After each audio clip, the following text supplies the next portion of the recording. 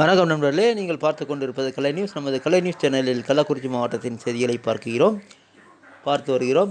அந்த வகையில் 31 ஜூலை 2026 வெள்ளிக்கிழமை இன்றைய கள்ளக்குறிச்சி மாவட்ட செய்திகளை பார்க்கலாம்.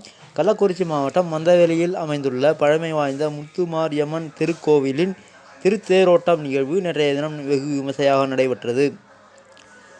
கள்ளக்குறிச்சி மாவட்டம் உளுந்தூர்பேட்டையில் ஆடி 18ஐ முன்னிட்டு புதன்கிழமையான நேற்றைய முன்தினம் வார சந்தை நடைபெற்றது. இதில் 300 கோடி ரூபாய்க்கு மேலான ஆடுகள் விற்பனை நடைபெற்றது. உளுந்தூர்பேட்டையானது தமிழகத்தின் மையப்பகுதியில் அமைந்துள்ளதால் ஆடி 18ஐ முன்னிட்டு இத்தகைய விற்பனை அமோகமாக நடைபெற்றது.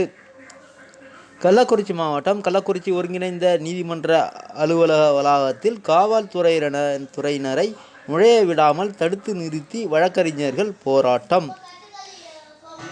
இந்த நிகழ்வு 30 ஜூலை 2026 நேற்றைய தினம் நடைபெற்றது.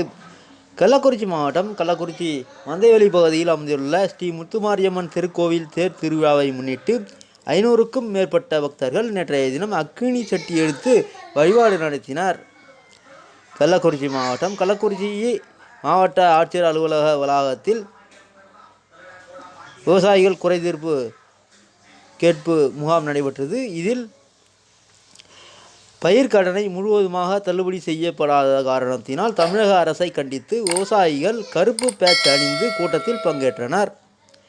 கள்ளக்குறிச்சி மாவட்டம் கள்ளக்குறிச்சி கனியாமூர் பிரிவு சாலை பகுதியில் சாலையை கடந்து செல்ல முயன்ற முதியவர் மீது லாரி மோதி விபத்து. சிசிடிவி காட்சிகள் வெளியீடு.